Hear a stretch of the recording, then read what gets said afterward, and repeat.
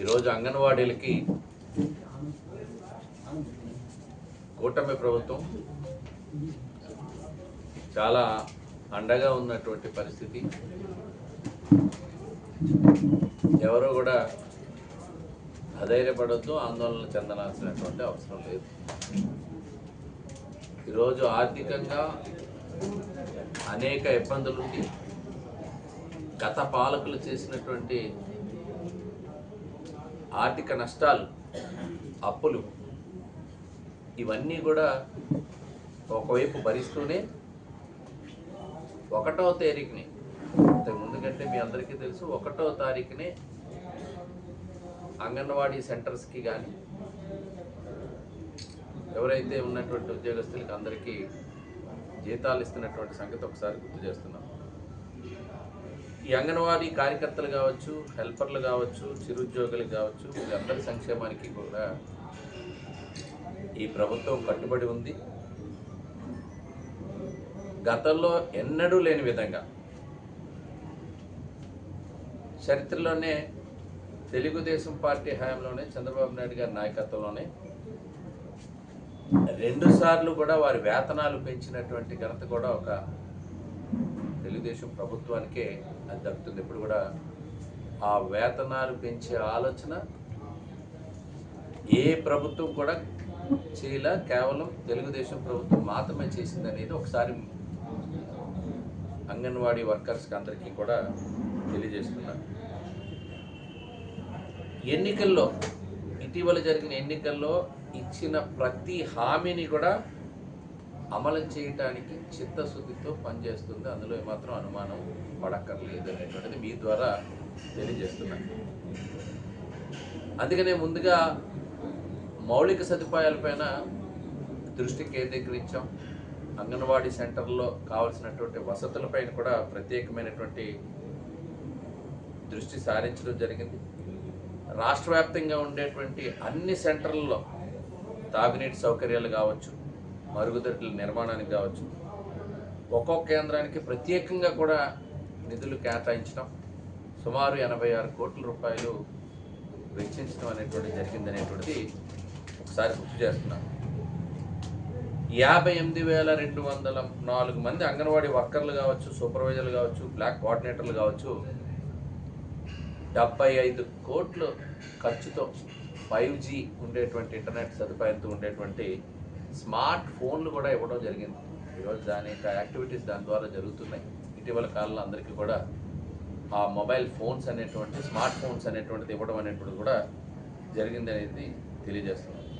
దాని ద్వారా గర్భిణీలకు కానీ, బాలింతలకు కానీ, చిన్నారులకు కానీ మరింత వేగంగా, సమర్థవంతంగా ఈరోజు సేవలు అందుతున్నాయంటే ఆ రకమైనటువంటి స్మార్ట్ ఫోన్లు ఉపయోగపడుతూ ఉన్నాయి.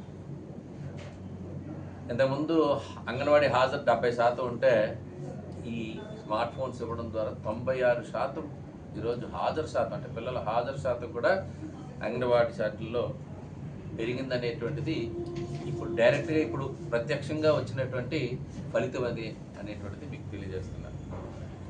అలాగే ఏళ్ల తరబడి గతంలో ఎప్పటి నుంచో అడుగుతున్నటువంటి గ్రాట్యుటీకి సంబంధించినటువంటి ఆ కళను కూడా జీవో ఇష్యూ చేసి దానికి కూడా గత బడ్జెట్లో 20 కోట్లు కేటాయించిన సంగతి కూడా మీకు 2025లో లాస్ట్ బడ్జెట్లో 20 కోట్లు కేటాయించడమే కాకుండా ₹1,00,000 అలాగే 40,000 రూపాయల వరకు అది కూడా గ్రాట్యుటీని కూడా అనౌన్స్ చేయడం అనేటువంటిది కూడా జరిగింది. అది అమలు అవుతుంది కూడా, ఎవరైతే గ్రాట్యుటీ రిటైర్ అవుతారో వారికి. అలాగే అంగన్వాడీ సెంటర్కి టీవీ, ఆర్ఓ ప్లాంట్లు, టాయిలెట్ సౌకర్యాలు, టీచర్లు, ఆయాలు, అలాగే వేసవిలో వాళ్ళకి ఉండేటువంటి 15 డేస్ సెలవులు కావచ్చు, ఆట వస్తువులు, పాఠాలు చెప్పడానికి వీలుగా చార్ట్లు, ఇండక్షన్ స్టవ్లు, నాణ్యమైనటువంటి వంట పాత్రలు, ఇవన్నీ కూడా కొత్తగా కూటమి ప్రభుత్వం వచ్చినాక అమలవుతున్నాయి అనేటువంటిది తెలియజేస్తున్నాం. అదేవిధంగా రాష్ట్ర వ్యాప్తంగా 5,000 మినీ అంగన్వాడీ కేంద్రాలని పూర్తిస్థాయి మినీ అంగన్వాడీ కేంద్రాలని పూర్తిస్థాయి అంగన్వాడీ కేంద్రాలుగా అప్గ్రేడ్ చేయడం ద్వారా ఈరోజు ఆ కార్యకర్తలందరూ టీచర్గా ప్రమోషన్ వచ్చింది, వాళ్ళకి పూర్తిస్థాయి వేతనాలు అందుతున్నాయి. అలా కొంతమంది మళ్ళీ 5,000 మంది వాళ్ళకి హెల్పర్స్గా మళ్ళీ రిక్రూట్ చేసుకునేటువంటి అవకాశం దీని ద్వారా కూడా కలిగిందని తెలియజేస్తున్నాను. ఇప్పటికే మీరు ఇచ్చిన గతంలో అంటే ఎన్నికల ముందు ఇచ్చినటువంటి హామీల్లో 9 హామీలు ఇప్పటికే ఈ ప్రభుత్వం ఎన్ని ఇబ్బందులున్నా కష్టాలున్నా 9 హామీల్ని ఇప్పటికే ఆ డిమాండ్లన్నీ కూడా నెరవేర్చడం జరిగింది, పరిష్కరించడం జరిగింది. వేతనాల పెంపు అంశం ఏదైతే ప్రధానంగా మీరు అందరూ అడుగుతున్నటువంటి వేతనాల పెంపు అంశం కూడా వీలైనంత త్వరగా అమలు చేయడానికి ప్రభుత్వం కృషి చేస్తుంది. ఆ వేతనాల పెంపు అంశం ప్రత్యేక శ్రద్ధతో ఈరోజు కూటమి ప్రభుత్వం ఆలోచన దిశగా అడుగులేస్తుంది. కాబట్టి గతంలో కూడా 2 సార్లు మేమే పెంచాం, ఇప్పుడు కూడా తప్పనిసరిగా పెంచే ఆలోచన దిశగా అడుగులేస్తున్నాం. రాష్ట్ర ఆర్థిక పరిస్థితి క్లిష్టంగా ఉన్నటువంటి పరిస్థితిలో ఈరోజు ఉద్యోగుల సంక్షేమానికి కట్టుబడి ఉండడం వల్లే 1వ తారీఖు అందరికీ కూడా జీతాలు ఇచ్చేటువంటి పరిస్థితి మేము చూస్తున్నాం. గత ప్రభుత్వం నిర్వాహకం ఇందా కూడా చెప్పాను, గత ప్రభుత్వం నిర్వాహకం వల్ల ఈరోజు రాష్ట్రం దివాళా తీసే పరిస్థితి వచ్చి ఆ అప్పులు తీర్చడానికి మళ్ళీ అప్పులు చేసే పరిస్థితిలో రాష్ట్రం ఉంది. కాబట్టి కొత్తగా అర్హులైనటువంటి పెన్షన్ల విషయంలో కానీ ఈ అంగన్వాడీ విషయాల్లో కానీ వీలైనంత త్వరగా ప్రభుత్వం ఆ వేతనాలు పెంచే ఆలోచనలో డెఫినెట్గా అడుగులు వేస్తుందని చెప్పి మీ ద్వారా అంగన్వాడీ హెల్పర్లకు అయితేనేమి, టీచర్లకు అయితేనేమి, వర్కర్స్ అయితేనేమి అందరికీ మీ ద్వారా విజ్ఞప్తి చేస్తున్నాం. ఎవరు ఆందోళన చెందక్కర్లేదు.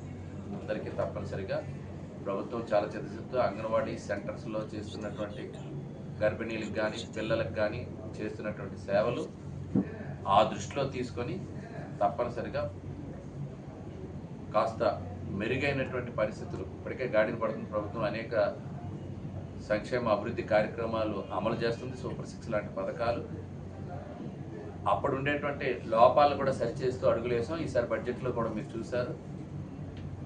తప్పనిసరిగా వీటిని కూడా పరిష్కార దిశగా అడుగులు పడతాయని చెప్పి మీ ద్వారా